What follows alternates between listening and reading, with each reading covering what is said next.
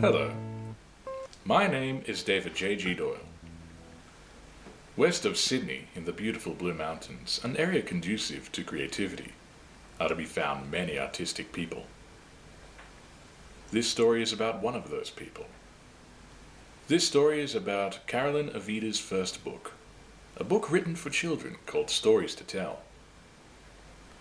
When Carolyn, a baby boomer, arrived in Australia from South Wales in 1962, she, with her parents and siblings, moved to Springwood in the lower Blue Mountains. She soon fell in love with the mountains, realizing they had a magic all of their own, with the bush, smogless skies, birds, streams and waterfalls.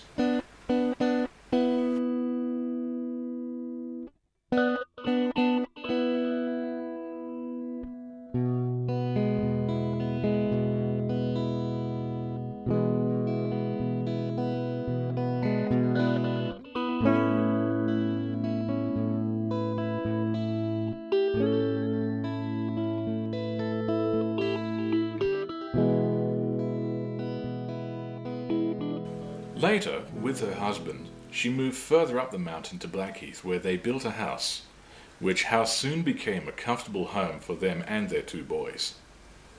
They all loved that part of the world, because the natural environment generated peace, making for a wonderful family life together.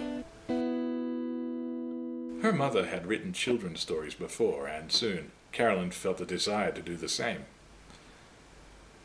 She realized there was a great need to bring back the older, more basic form of storytelling, which allowed the latent creative imagination of children to be stimulated.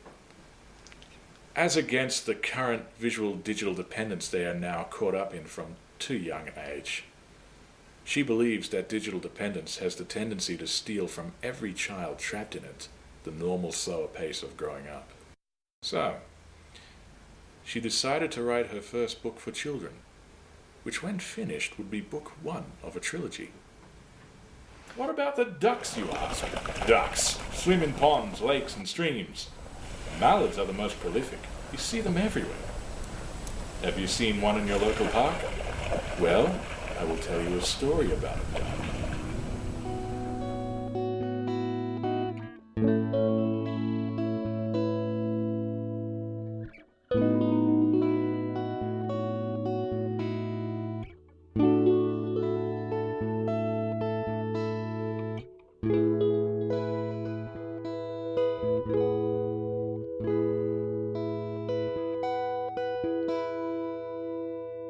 Carolyn also works part-time at Linda and Malcolm Collier's crystal shops situated in their arcade in Blackheath. The mountains and the beautiful natural crystals surrounding her at her place of work were definitely the right combination to stimulate creativity.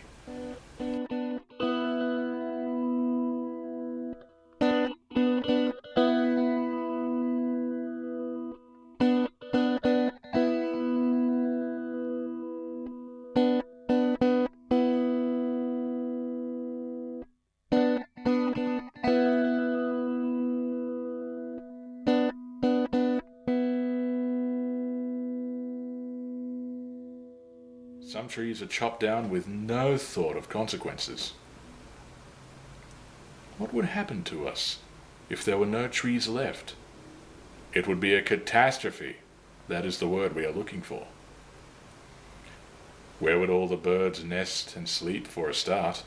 The same with insects and animals. We would all have to leave Earth, and where would we live? So let's take a moment to think.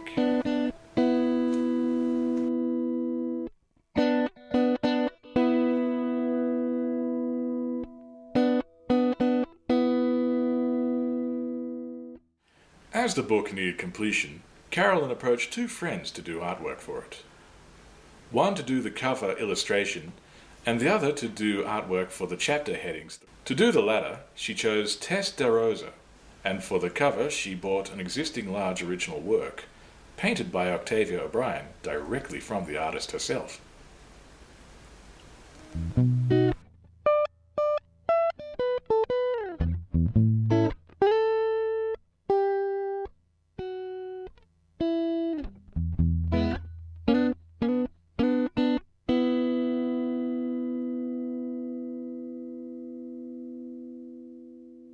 of interest is a phenomenon that occurs in certain light conditions.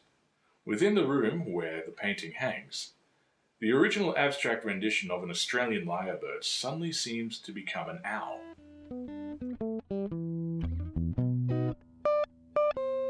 Finally, the book was finished.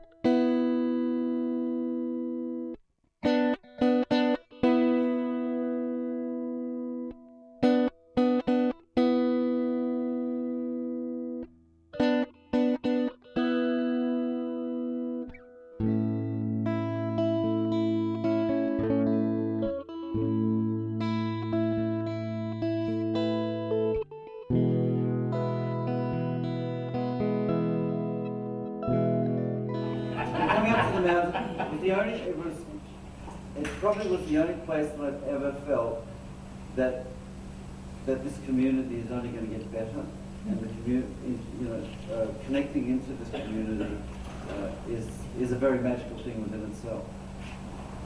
And I know people who just come here feel the same way. So, I've been for 14 years, and now Carolyn's part of my journey. So this is the beginning. This is the beginning of a trilogy of books. And I'm just going to hand it over to Carolyn. You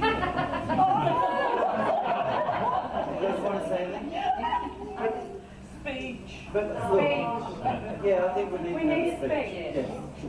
End of friendship. I did expect it. Where did it all come from? Well,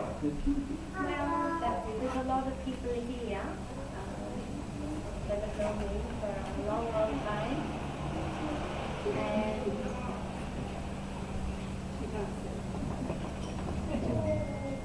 And I don't know, but over the last couple of years, the stories have started to come, and it wasn't until I met David, but the original thing is coming into the Christmas shop. And I think if you work in it, I think a lot of you, when you go into that shop, it's a supercharged shop. And if you don't come out of there sort of reasonably, affected by it, then I think we need to do a sort of chakra balance on you or something like that to get you all focused and in line. So, yeah, and I feel that maybe that precipitated working in there, and Linda has been known to be a catalyst for people, so it precipitated the stories to wanting to be told.